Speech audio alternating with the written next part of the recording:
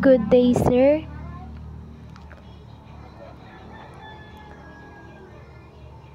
So,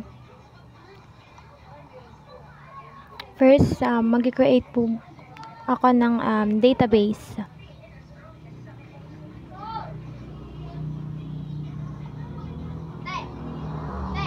And then, yung name po ng database ko po is UAP. Then, yan.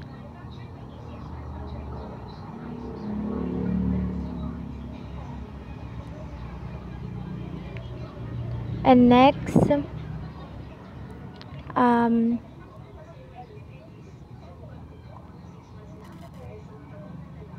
yung pag-alalagay tayo ng table. And then, yung name po ng table na yun is student.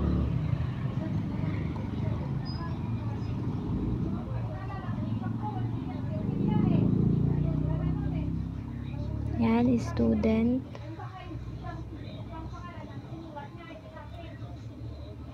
And then, yung mga ilalagay sa table na yun is first, yung student ID.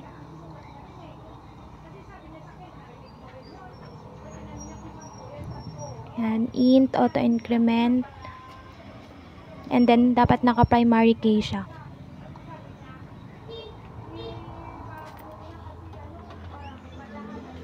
Next,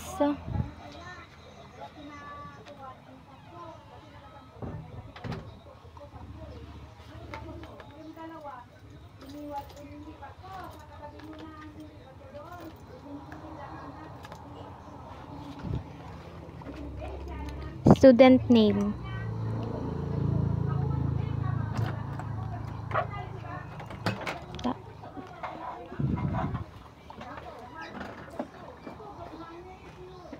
Yan, naka-varchar dapat siya. And then, yung link niya is 50.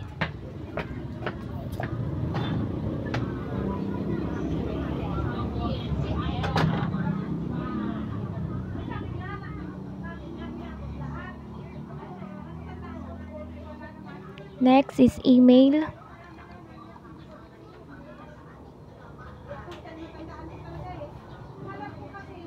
And naka-varchar din siya. And then, yung link niya is 100.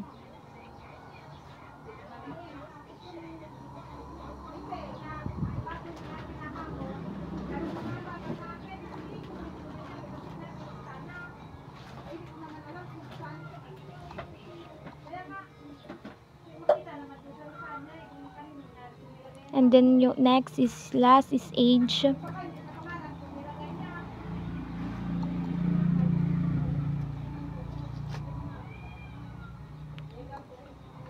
And then, pagtapos na is click yung go.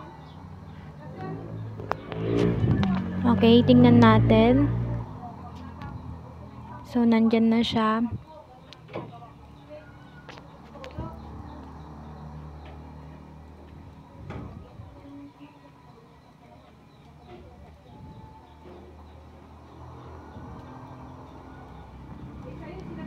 And then, next, mag-insert tayo.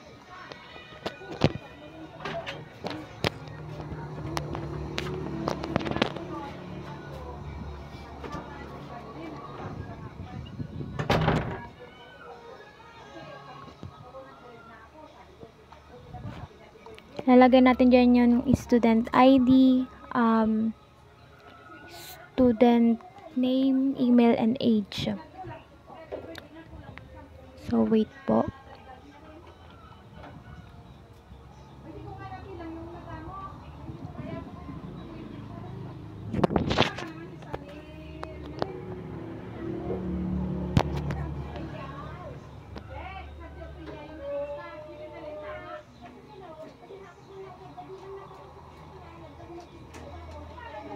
And then, yung ilalagay ko sa student name is yung pangalan ko, Benilyn Andaya.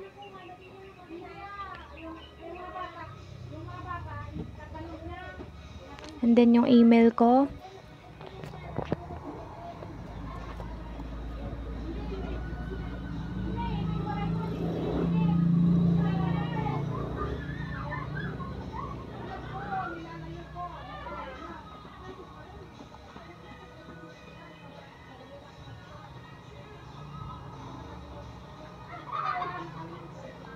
Then next, yung age.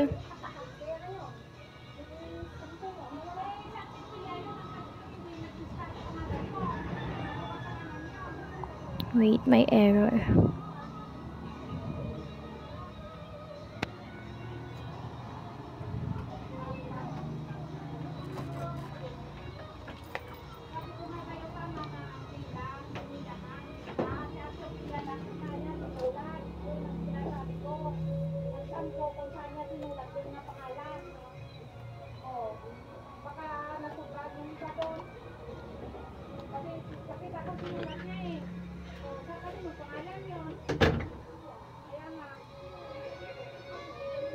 Ganyan.